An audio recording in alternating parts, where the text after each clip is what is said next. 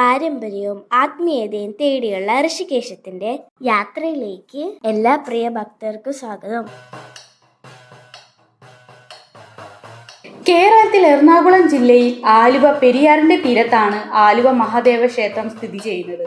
പരശുരാമൻ പ്രതിഷ്ഠിച്ച 108 ശിവക്ഷേത്രങ്ങളിൽ ഒന്നായി കരുതപ്പെടുന്ന ഈ ക്ഷേത്രം ആലുവ മണപ്പുറം എന്ന പേരിൽ അറിയപ്പെടുന്നു.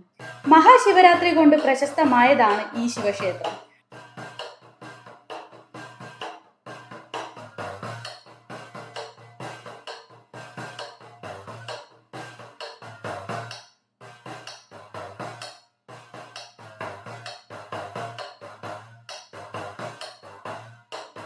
പരശുരാമൻ സ്ഥാപിച്ചതും ശ്രീരാമൻ ആരാധിച്ചതുമായ സ്വയംഭൂവായ ശിവലിംഗമാണ് ഇവിടുത്തെ പ്രതിഷ്ഠ. ഈ ക്ഷേത്രത്തിൽ ഗോപുരം, ഗർഭഗൃഹം എന്നീ ഘടനകളൊന്നുമില്ല.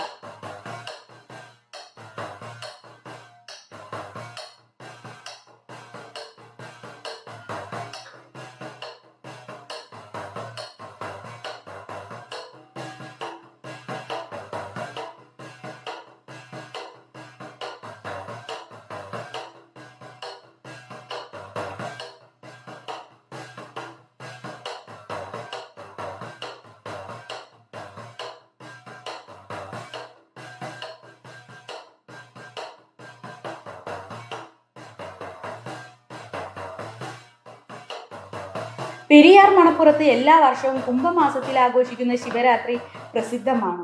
ലക്ഷക്കണക്കിന് ആളുകൾ അന്നേ ദിവസം ആലുവ മണപ്പുറത്ത് ശിവരാത്രി ആഘോഷിക്കാൻ ഒത്തുകൂടുന്നു. ശിവരാത്രിക്ക് മണപ്പുറത്ത് ബലി അർപ്പിച്ചാൽ മരിച്ച ബന്ധുക്കൾക്ക് മോക്ഷം ലഭിക്കുമെന്നാണ് വിശ്വാസം. ശിവരാത്രി കഴിഞ്ഞുള്ള ദിവസം രാവിലെ ഭക്തജനങ്ങൾ അവരുടെ പൂർവികർക്ക് ബലി അർപ്പിക്കുന്നു.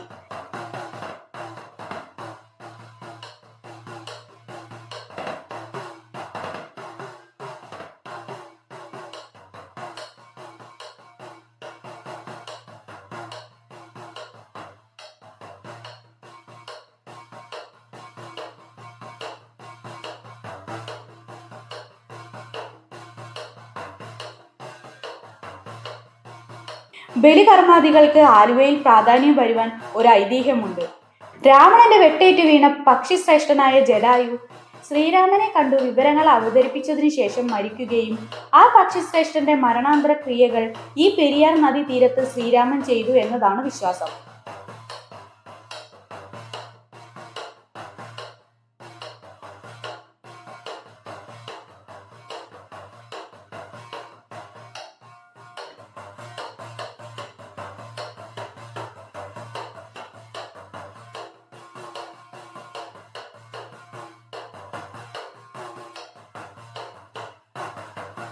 ശിവരാത്രിയോടനുബന്ധിച്ച് ശിവരാത്രി മുതൽ മേളയും സംഘടിപ്പിക്കാറുണ്ട്.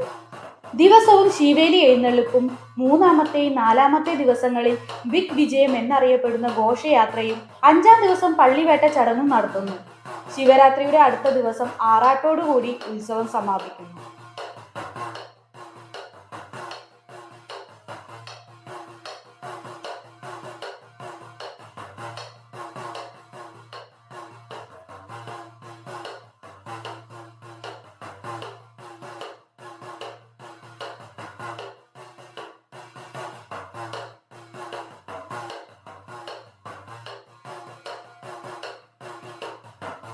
ശിവരാത്രി കൂടാതെ കർക്കിടക വാവിനും ഇവിടെ ധാരാളം ഭക്തർ ബലിയിടാൻ വരാറുണ്ട്. മകരസംക്രമം മുതൽ വിഷു വരെയുള്ള കാലം ക്ഷേത്രത്തിലെ ഉത്സവകാലമാണ്. മകരവിളക്ക്, ശിവരാത്രി വിളക്ക്, കൊടിപ്പുറത്ത് വിളക്ക്, ഉത്രവിളക്ക്, വിഷുവിളക്ക് എന്നിങ്ങനെ പഞ്ചവിളക്ക് ഇവിടെ പ്രാധാന്യമാണ്. ഇവ 5ഉം ഒരു വർഷം തൊഴാൻ സാധിക്കുന്നത് വളരെ പുണ്യമായാണ് കരുതപ്പെടുന്നത്.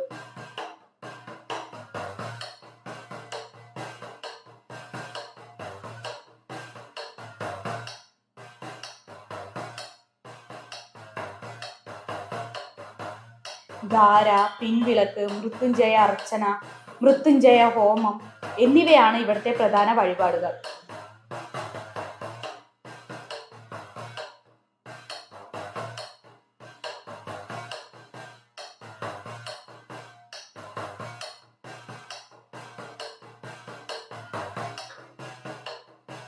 ആലുവ മണപ്പുറത്ത് ശിവഭഗവാനെ ദർശിക്കാൻ വരുന്ന ഓരോ ഭക്തജനങ്ങൾക്കും ഭഗവാൻ എല്ലാവിധ അനുഗ്രഹങ്ങളും ചൊരിയട്ടെ എന്ന് പ്രാർത്ഥിച്ചുകൊണ്ട് ഋഷികേശം അടുത്ത പുണ്യഭൂമി തേടിയുള്ള യാത്ര തുടരുകയാണ്.